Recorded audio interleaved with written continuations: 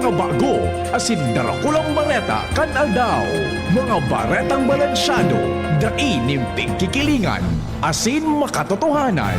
DCGB, Bareta alas 7. Mga preskong bareta sa lado lokal, nasyonal, internasyonal, asin iba pa. Bareta alas 7. Digdi sa GB, garantisadong bareta. Marhay na ang mga tugang. Biyernes po ngunyan, Mayo 15, 2026. Ini po ang Bareta alas 7. Asin sideline sa ito ang darakulang mga bareta sa lado lokal. Pagtaunin ayuda kang gobyerno sa mga lihitimong sa parauman na apektado kang pag-alburuto kang Bulkan Bayon. Siniguro ni DSWD Secretary Rex Gatchalian na magpapadagos. Apat na sako na may laog na sanggatos na rim in pinagtutubudan na ilegal na sigarilyo kumpiskado kan Coast Guard Substation Piuduran sa ginibong operasyon sa pantalan kan Piuduran Albay. Pag-irahay asin pagkwatindog ni mga dugang na sabudam sa pamitisang Kambulkan Mayon sakop kan tercer distrito kan Albay, may 500 milyon pesos na itinagama ang DPWH. PNP Bicol nasa heightened vigilance tanganing maprotehiran ang komunidad asin mga establishmento sa Kabicolan. Sa lado nasyonal, Senado dapat magpaliwanag sa pagdulag ni Senador Bato de la Rosa sa protective custody kan Senado. O sa PIPAG paliwanag sa pagdulag ni Bato sa Senado. Nasa 30 basyo ng bala na recover sa pambabadil sa Senado. Senate Sergeant at Arms Mau Aplaska kaibanan sa pig-imbestigaran kan Philippine National Police.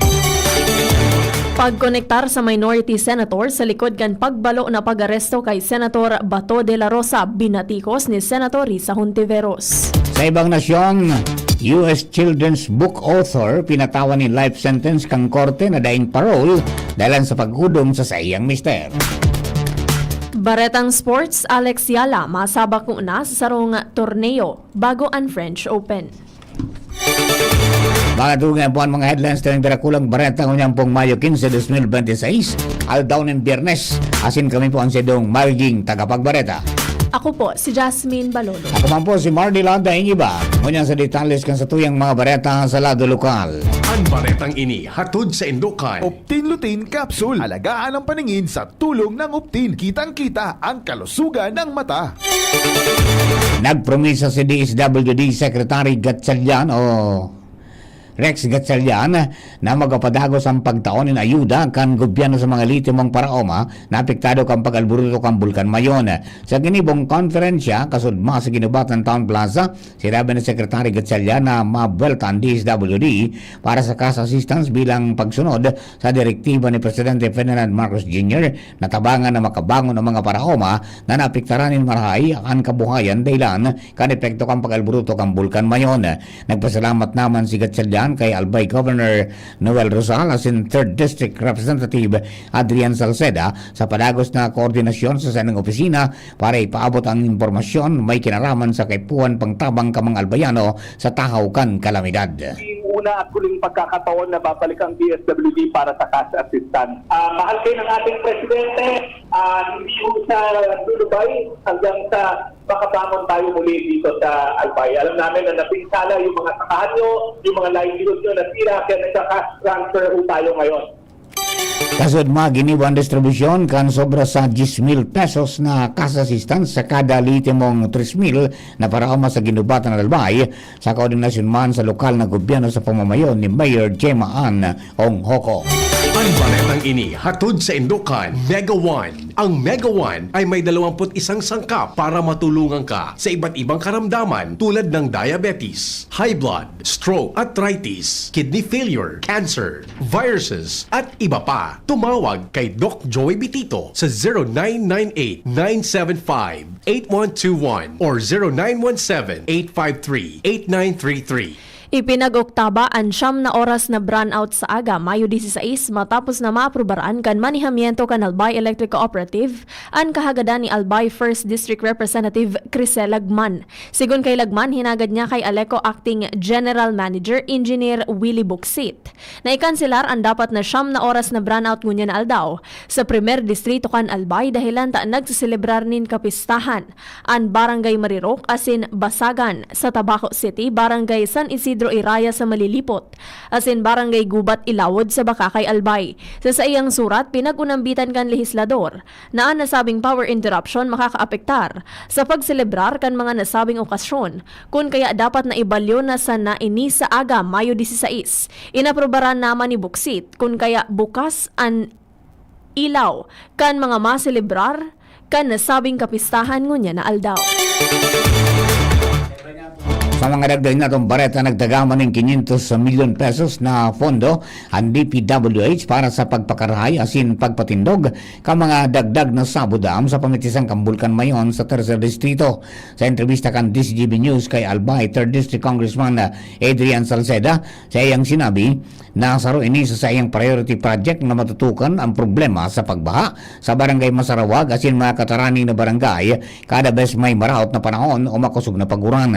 Sinabi ni Salceda na kan ipariparo sa DPWH ang daylan kang pagbaha sa Mayon unit kang ginubatan na discovery na raot na ang mga lumang sabodam. Kaya kailangan po natin madagdagan, ma-rehabilitate para maayos po yung flow ng tubig pababa po doon na walang masyadong maapektahan. Na-approvean po ni Secretary Bin sa 3rd District is for the Sabodam 500 million by 2027. Ang bayag ni Albay 3rd District Congressman Adrian Salceda. Apat na sakong may laman na sanggatos na rim nin pinagtutubudang ilegal na sigarilyo ana kumpiskar kan Coast Guard Substation, Piudoran, sa ginibong operasyon kasuudma sa Piudoran Port. Sigun sa ahensya na kumpiskar ang nasabing mga bilang kanilegal na sigarilyo na may pangalan na Shuang Si, sakay nin sarong pampasaherong bus. Ini ang pinagdadrive nin sarong 53 anyos na lalaki. Mantang kaibahan man kaini ang bus helper na 45 anyos na lalaki. Dagdag pa kan Coast Guard Substation Piudoran, konsiderado ining mga ilegal na kontrabando dahilan kan pagbayular kan Customs Modernization and Tariff Act o Republic Act 10863. May koneksyon sa National Tobacco Administration Memorandum Circular No. 03 Series of 2024. Sa katakot ng bareta, siniguro man kan Coast Guard District Bicol o si GD Bicol at mas mahigpit ng maritime security operations sa kumpanya kontra sa smuggling asin iba pang illegal na aktibidad sa mga pantalan asin katubigan sa riyon. Sigong kay si GD Bicol Commodore Ivan Iroldan, kamautan ka nasabing lakdang na mabantayan ni Maray ang aktibidad sa biyahe siring man ang mga kargamento. Ang nasabing lakdang matapos na makumpiskar ka mga personalis kan Coast Guard Substation Piudoran ang sanggatos na rims kan pigsasabing imported na illegal na sigarilyo na may brand na Shuang Si na may kantidad na 540 mil pesos sa ginibong random paneling inspection sa Piudoran Port kan Piudoran Albay. Sigong kay Roldan na diskubre na apat na bag na kumpasto kanasabing sigarilyo na piglunad sa sarong passenger bus. Pigdeklarar man na kontrabando ang mga nakumpiskan na sigarilyo dahil sa pagbalgar sa Republic Act No. 10863 may kinaraman sa National Tobacco Administration Memorandum Circular No. 03 Series of 2004.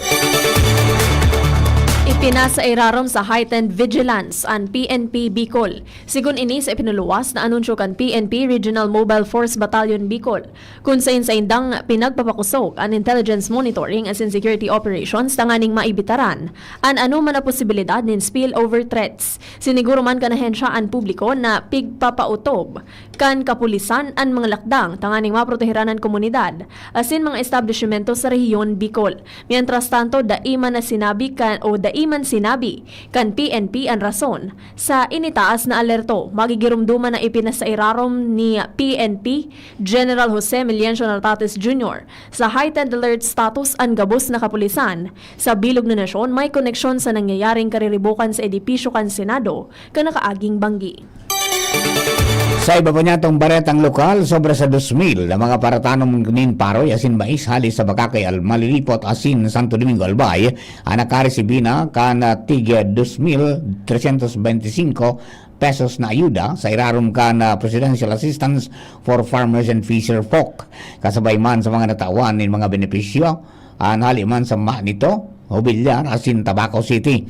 Sigon sa Department of Agriculture, Bicol, kamautang kang programa na masolusyonan ng epekto kang pagitaas kang presyo ng petrolyo sa takaw kan tinisyon sa Medio Oriente sa kabuhayan ka mga paraoma asin parasira. Pinagpreparan kan lokal na gobyerno kan Naga City ang peligro kan liquefaction o sarong peligro kan linog kung saan an mabaybay asin dumog na daga ang naglulumoy na gari nagiging likido dahilan sa makusog na paglinog. Sigon kay Naga City Mayor Lenny Robredo, posibleng magluwas ang tunig asin baybay o sand boil sa mga nagbaratak na daga asin posibleng magtagilid asin maglubog o mag-subsidence ang mga edipisyong maluya ang pundasyon. Kung kaya dagdag pa kan alkalde kan Mayo 4 sa Good Mayo 9, kan gibuhon an geophysical surveys kan DOST FIVOX sa siyam na barangay kan Naga City tanganing imapa ang posibleng peligro. Nakipaghuro na ahensya kan kay Robredo kung saan magpapadagos ang pagmamapa nin liquefaction hazard sa mga natatada pang barangay kan syudad sa Hunyo. Mga tugang primerong parte yan, gusto yung bareta alas 7. Mga bareta sa lado lokal. Ang bareta niya to sa lado nasyonal. Ibang nasyon, sports sa kamugdagang kampanahon. Makalis lamang po kayo. DZGB Bareta alas 7. At ngayon, ang pinakabago, ang pinaka-epektibong food supplement na mabusising ginawa sa Amerika at matapos ang 3 taon, aprobado na ng FDA. Mega One, ang evolusyonaryong produkto na nagtataglay ng 21 natural na mga komposisyon na nakatutulong upang palakasin ang immune system at ang ating kalusugan. Para sa karagdagang impormasyon, maaaring pumunta kay Doc Joey Bitito sa Barangay 18, Cabangan West, Legazpi City, kaharap lang ng Bangko Sentral ng Pilipinas. O tumawag sa 0998-975-8121 or 0917-853-8933 para sa free consultation sa natural medicine. bisitahin din ang aming Facebook pages, Mega One-Superfood at NHC Bayanihan Official. Mega One, evolusyon para sa kalusugan. Pag tayo'y may sakit, gusto natin gumaling agad. Pero di ba mas maiging gustuhin malayo sa sakit?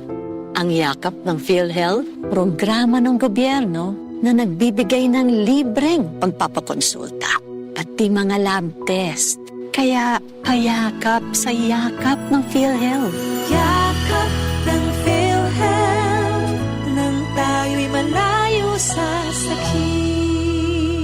Discover the beauty of playing brightly with New Star Online, a world of smart play and luxury entertainment now in your hands. New Star Online. Have fun. Take it easy. Gambling is for 21 years old and above only. Gambling can be addictive. Know when to stop. Email at responsiblegaming@pagcor.ph. Discover the beauty of playing brightly with New Star Online. Luxury entertainment now in your hands. Gambling is for 21 years old and above only. Gambling can be addictive. Know when to stop. Email at responsiblegaming@pagcor.ph. Strong values, strong minds, strong futures. Build them up for your child today with Sunshine International School, shaping leaders, achievers, and responsible citizens as a value-laden institution with strong academic foundation, providing holistic development and a safe and nurturing environment with competent and caring teachers for a guaranteed bright future. Give your child the advantage of a quality education with Sunshine International School from our Little Angels Life Skills Center for 2.5 to 3.5 years old, pre-elementary for toddlers, nursery, kinder, and prep ages 3.5 to 5 years old, to elementary and junior and senior high school. Enrollment for newcomers is now going on. Announcing the opening of Sunshine Summer Class for Little Angels and Preschool on May 13 from 7:30 a.m. to 10 a.m. daily. For grade school and high school on June 3 from 7:30 to 11 a.m. daily. On June 3 from 7:30 a.m. to 11 a.m. daily. Karate martial arts for all grade levels and non-sunshine pupils on May 16 from 8 a.m. to 10 a.m. daily. Rent our new recreation and sports facility Sunshine Swimming Pool from 6 a.m. to 6 p.m. Good venue for birthday parties, family class reunions, and other group activities. Sunshine Pickleball Court 1 at the back of Sunshine High School. Open 6 a.m. to 6 p.m. Sunshine Pickleball Court 2 in front of Sunshine Gym. Open 6 a.m. to 10 p.m. Visit us at Doña Maria Subdivision, Tagas Daraga Albay. Call 052-483-4488 or email sisofel01@gmail.com. Enroll at Sunshine International School and secure your child's future today. Hanap mo ba'y kapeng masarap na healthy pa? Ipinakikilala Dr. M's 36-in-1 Herbal Coffee Mix. Nagtataglay na base at galing ng horsetail extract, pampaganda ng buhok, green tea, pampababa ng blood pressure, ashitaba for good digestion, turmeric at iba pa. Sugar-free, stevia ang pampakamis nito. Kaya sa susunod na paghigop ng kape, dapat Dr. M's 36-in-1 Herbal Coffee Mix. Ang Dr. M's 36-in-1 Herbal ay mabibili sa lahat ng butika, supermarket at grocery sa inyong lugar. Attention! Attention! Mga paraantabay, may marhay na bareta. Ang DZGB nasa cellphone na! Yes po! Madadangog na ang DZGB sa saindong mga cellphone. Sa katuyuhan na mas lalo kamong mapagserbihan, asin dagdag na konvenyensya sa saindong gabos, ang DZGB. Pwede nang ma-access sa paagi kan sa indong cellphone. I-download lang sa saindong mga Android phone ang DZGB app sa paagi kang Google Play Store, asin Apple App Store, asin hanapo ng DZGB Live. I-install sa saindong gadget, asin malinig nindong madadangog ang DZGB. Libre po ini. DZGB. Number 1 na, may Facebook Live pa. Ngunyan, may DZGB Live app na. O, ano pang pigahalat nindong mga paraan tabay? Download na! DZGB Barreta alas 7. Ganyan sa detalles kampareta sa lado nasyonal. Ipagpaliwanag kan Makabayan Black ang Senado kung paano nakadulag si Senador Ronald Bato de la Rosa na kinuanindaan kustodiya matapos makumpirmar na igwaning arrest warrant sa kasong crimes against humanity sa International Criminal Court o ICC. Sigon sa Makabayan Black, naglataw ang seryosong kaputan kung pasali sana o ginamit ang kariribukan sa Senado kan Miyerkules para magkaigwan ng oportunidad si de la Rosa na makadulag. Hinagyat man ka Makabayan Black ang mga ahensya ng gobyerno na tulos na arestaron si de la Rosa asin siguraduhon na may hampang ini sa dahig. Sigon sa Makabayan Black, ang pagdulag ni de la Rosa sarong monumental blunder asin kawaran ng justisya sa mga biktima kan war on drugs. Ang Makabayan Black kumpuesto ni na ACT Teachers Representative Antonio Tino, Gabriela Women's Party Representative Sara Jane Ilago, asin Kabataan Representative Attorney Rene Luis Co. Dapat magpaliwanag ang Office of Sergeant at Arms o OSAA kasunod kan pagdulag sa Senado ni Senator Ronald Bato de la Rosa sigon kay Senator Sherwin Gatchalian. Kasabay kay ini kunon dinarman ni Gatchalian ang insidente ning pambabadil kanakaaging banggi sa Laugan Senate Complex. Sigon sa senador, dapat na maaraman tulos kung si Isay ang nagsugo asin an mga kasabwat para mapanimbag sinda sa irarom kanlay. Bako magkakanigo na mabugtak sa peligro ang buhay kan mga Pilipino sa laog mismo kan Senado, lalo na ta may mga kapwa siya senador asin maging mga empleyado kan Senado asin media sa laog kan edipisyo kan mangyari ang insidente dagdag pa niya. Mientras na sinabi man ni Senator JV Ejercito na makamundo asin talagang nakakaalarma ang mga kariribukan na nangyari sa Senado kan Miyerkules na banggi. Sinabi kan senador na ang siring na insidente bako sa nang simpleng issue nin seguridad kundi sarong pagsuhay sa onra asin integridad kan institusyon. May paninimbagan ang mga otoridad na siguruho na areglado asin protektado ang Senate premises sa gabos na oras kung sa inangapunan man sa ehersito nin tulos na hararom asin daing pigikilingan na investigasyon tanganing mapanimbag ang si Isay man na may kinaaraman sa insidenteng ini. Ang Senado dapat mantinidong sarong ligtas na espasyo para sa demokratikong proseso asin matanos na diskurso sigun pa kay ehersito. Mantang kinundenarman ni Senator Juan Miguel Subiri ang nangyaring balyuhanin putok sa pagultanan kan National Bureau of Investigation o NBI agents asin mga tauhuhan kan OSAA. Mientras tanto, imbestigaran man kan Philippine National Police o PNP si Senate Sergeant at Arms Retired Major General Mau Aplasca may kinaraman sa nangyaring pambabadil sa Senado. Sa press briefing sa Malacanang, sinabi ni PNP Chief Jose Melencio Nartates Jr. na pinapanginotan kang Pasay City Police asin PNP CIDG at maiwasan na investigasyon sa insidente. Base sa inisyal na investigasyon, si Aplasca ang primerong nagpaputok nin badil bilang warning shot. Dahil ang digdi nagbalos man in warning shot ang mga tauhan ka National Bureau of Investigation o NBI na nasa GSIS building. Matapos kini, sunod-sunod ng putok ang hali sa salado kan Office of the Senate Sergeant at Arms o OSA asin sigong kay Nartates day mababa sa 30 basyonin bala na recover sa lugar pera pa sa nagkapirang bala na enot ng napurot kan ibang tao sa Senado. Binatikos ni Senator Risa Hontiveros ang pagkonektar sa mga minority senators sa likod kan pagbalo na pag-aresto kay Senator Ronald Bato de la Rosa. Sa sarong pahayag, piglinaw ni Hontiveros na wara na sa complex kan Senado ang mga minority senator, pati na an sa indang mga staff asin mga empleyado kan mangyari ang serenin putukan kan Miyerkules na banggi dahil tapos na ang sesyon. Ipinaliwanag ni Hontiveros na naghali na siya sa Senado dahil sa sarong naka-schedule na conference sa probinsya. Katakod kay ni tinauan niya nin doon na dai paggamiton ang pamumulitika ang pag-uli kan mga empleyado kan Senado na honestong pigigiboan sa indang trabaho. Ikinamundo man ni Hontiveros ang insidente nin pambabadil sa Senado na iniladawan niya bilang the People's House. Sigon sa iya ang institusyon kung saan pigibo o pigigibo ang mga leyes asin pigdidepensahan ang mga diretsyo, iyo ang garong sarong shooting range na nagmatsa sa tiwala kan publiko. Nangapudan man si Hontiveros kay Senator De La Rosa na makipagtabangan sa mga otoridad may ginaaraman kan sa iyang warrant para maiwasan na ang bayolensya asin tensyon sa laog asin luwas kan Senado. Sa iba natong baretang nasyonal, ipinautob kan Department of Agriculture o DA ang paramentas na pagbawal sa importasyon ng live animals asin nagkapirang animal products gikan sa Greece matapos makumpirmar ang mga kaso ng foot and mouth disease o FMD sa mga ataman na tupa o karnero sa Lesbos kanakaging bulan.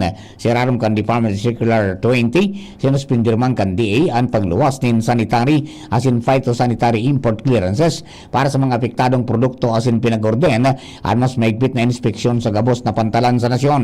Kaibanan sa mga produktong sakop kanban ang skeletal muscle meat, live swine bovines, asin untreated milk.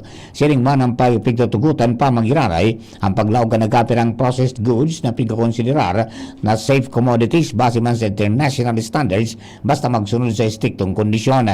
Pwede man natugutan na makalaog sa nasyon ang mga shipment na naipadara bago pa man naging epektibo ang circular kan mga ini na produce o nabuno bago ang Pebrero 28 asin nagsusunod sa existidong guidelines. Ang mga shipment na dahin na masunod sa patakaran kukumpiskaron o isaserarom sa magkakanigong aksyon sa ley. Sigon kay Agriculture Secretary Francisco Tio Laurel Jr.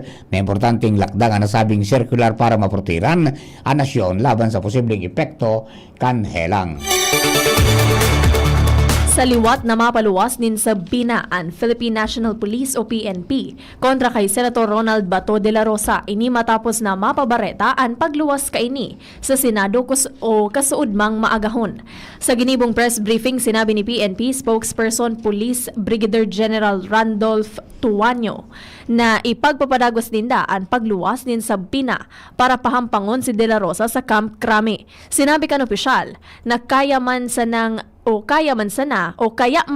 binawian sa bina bilang respeto sa institusyon kan Senado. Napag-araman na Mayo 14 pakuta, pipahampang kan CIDG si De La Rosa dahil sa investigasyon sa pigsasabing extrajudicial killings.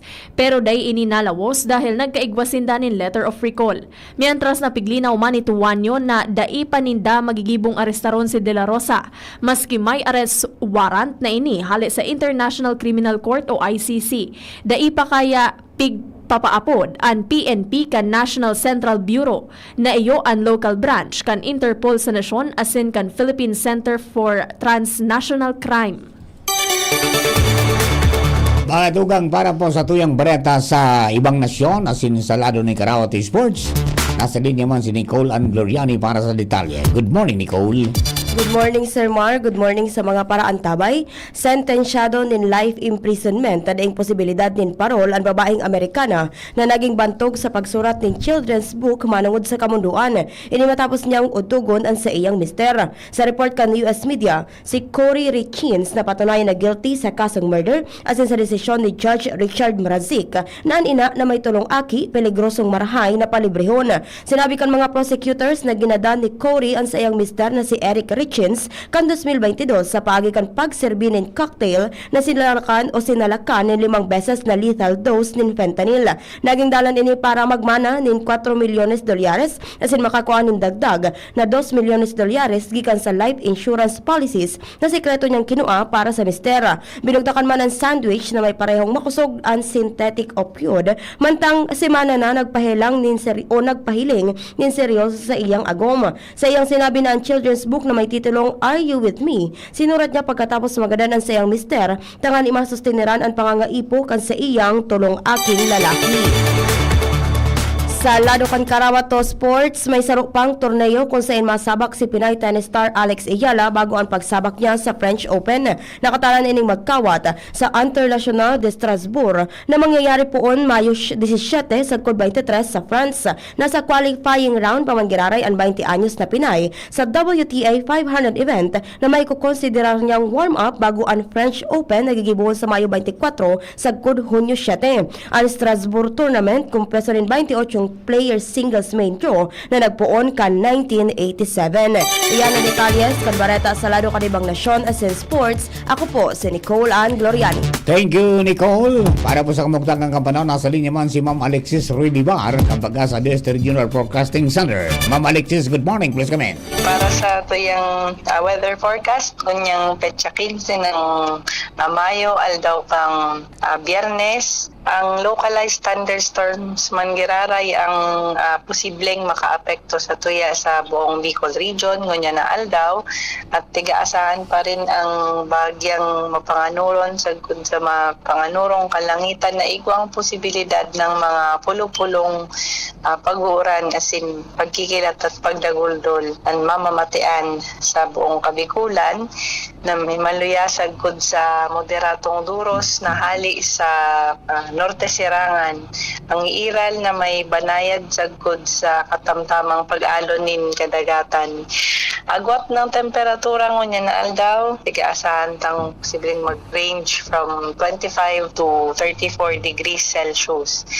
Ugnay nito sa tuyang heat index kasuhapon, ang highest heat index recorded is sa istasyon Tadigdi sa Pili, Camarines Sur kung saan nakapagtala ng 45 degrees Celsius na heat index.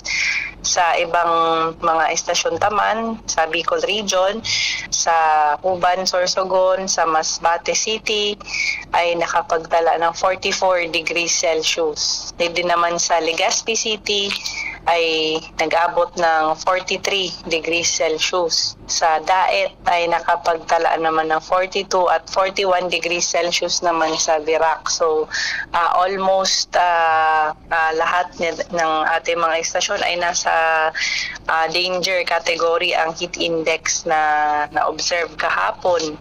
Yung danger category na tinutukoy natin is yung 42 to 51 degrees Celsius. So ayun po ang mga recorded kahapon at sa forecast naman ngunya na aldaw almost same din ang mga tiga-expectang heat index, no? Sa Legazpi City tiga-expectang mag-aabot man giraray ng 43 degrees Celsius. So ayun po, expect man gila yon na same weather condition ang pag-iiral mo niya na aldaw. Sa tuyang monitoring naman, tigbabantayan taman giraray itong LPA na formerly si Kaloy na sa ngunyan ay nasa layong 1,045 kilometers sa east ng southeastern Luzon. So itong LPA ay dahil taman tiga-expect na mag-develop or maka-apekto sa tuya sa ngunyan tigmo-monitor. Tarang active pa itong LPA.